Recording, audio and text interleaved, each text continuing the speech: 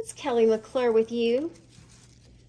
Today, we are going to get scholastic about the iconic Evergleam bow tip.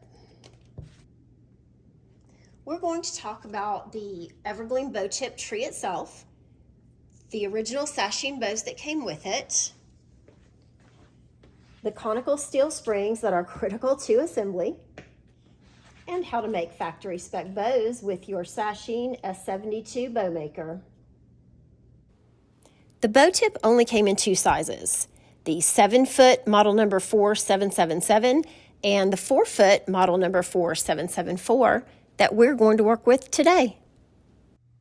The branches of the Evergleam bow tip are unique not only for the bare rod end that holds the bow, but also for the needle pattern or the movement of the needles. It's a lot like the Evergleam swirl, and yes, the needles do swirl, but I'm going to show you the difference. On the top is our Evergleam bow tip branch. On the bottom is a branch from a 4-foot Evergleam swirl, model number 4144. As you can see, the bow tip needles have more of a curl than the swirl. The needles are also shorter. The swirl needles are longer. See how long they are? They are not as curly, and it has a rather furry look. The other major difference between the bow tip and the swirl is the length of the rod that the needles are wound on. Both models measure out to about 15 inches end to end. However, the rods are different lengths. The bow tip rod is about 14 1/4. The swirl rod is 12 1/2. And the longer needles on the swirl bring its length up to 15. And the spring and the bow on the bow tip bring it up to 15. But there is a difference. It's always nice to get the original bows if you're lucky enough to find an Evergleam bow tip. But after 60 plus years, they tend to look like this, rather wilted and a little faded, perhaps crushed. And most of these are not as bad as I've seen. Here's one that didn't fare as well over the last 60 years. Fortunately, having an intact set of original bows is not critical to having a beautiful bow tip, because you can make the same bows today with vintage materials, and I will show you how. What is critical is having a complete set of the conical spring fasteners needed to attach the bows to the branches. These are examples from two different original sets of coil spring fasteners. The unpolished ones here are from my 4-foot bow tip, and the polished ones are from my 7-foot model. Of course, this difference doesn't matter. It's just interesting to note what can change between production runs. And I want to say that the unpolished coil is just slightly taller. The reason it is so important to have the original springs is because they work so well. They're made of steel, they're tightly wound, they are designed to precisely fit the components of your bow tip. And I've never seen anything used as a replacement work nearly as well. For anyone out there who might be intrepid enough to outsource springs for your bow tip, I'm going to give you the measurements. And if you are intrepid enough to outsource some springs, I would love to hear from you. The diameter of the wide end is 21 millimeters. The narrow end, 18 millimeters in diameter. The height is 43 millimeters. To assemble the bow to the coil spring fastener, simply take the fat end of the coil spring and put it, did you hear that click? It should click into place like that.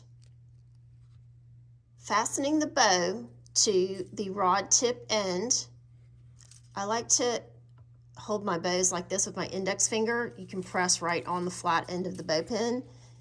And with gentle but firm pressure. Again, it kind of clicked. I hope you heard it. They don't always click. Sometimes they just slide down, but you do want a nice firm grip. Reproduction bows can be made to the exact factory specifications of the Evergleam bow tip original bows. You will need some true vintage sashing ribbon in red 07 5/8 width. You will also need plastic bow pins to hold your bows together. I prefer true vintage 3M bow pins. They grip the best, but fortunately, little bow pins like these are still being made today. There are some small differences that make a big difference in the performance, and I'm going to show you. On the right, we have an original true vintage 3M bow pin. These were designed especially for sashing ribbon and sashing brand bow makers. On the left here is a modern-made generic bow pin, and you can get these online by the thousands. But you see how it is a different shape. The cone is not as wide. The body of it is longer and more narrow, and they just don't grip as well. And I think it's worth it to get the true original. The original bows have 10 points and measure 2.5 inches in diameter. Both the 4-foot and the 7-foot models use the same size bow. And now for everyone's favorite part, the making of the bows. Once you have your sashing ribbon and your bow pins, you are going to need a sashing S72 bow maker or a friend with an S72 sashing bow maker. These machines are not terribly hard to locate. I would suggest trying to find the highest quality available and one that has good mechanics, smooth operation, squeaks a little bit. And the original label is great too, because it will tell you what size ribbon for what size bow desired and how many turns it takes to get there.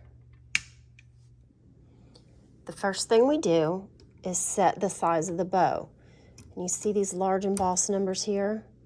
This machine will make up to a 6-inch bow. And I promise we will do that in another video. But here we are at 2.5. Right there. Set your key. And we're good. Now we load our ribbon. Press the spring back. And this plastic piece fits right in the middle of the spool like that. Threading the machine goes like this. Under this bar. The ribbon then goes through this slot, which is adjustable for your ribbon width, and we are going to be at the smallest. And right in there, under this rubber roller here, over all this business, to a series of slots here, which we're also on the smallest, little tail, and you're ready. Before inserting your bow pin, first make sure this knob is all the way in. Your bow pin goes right in there. You pull back on the spring, insert your bow pin, then pull this knob out slightly, let it go, and it is set. Interestingly, the bow tip bow specifications do not appear on this chart. For your 2.5-inch bow tip bow, you will have 10 loops that will be 11 turns of the handle with your 5/8 red 07 ribbon. Now that we have our ribbon threaded and our bow pin set, don't forget to leave a decent tail there. We're ready to make a bow. 11 turns of the handle. Ready, go.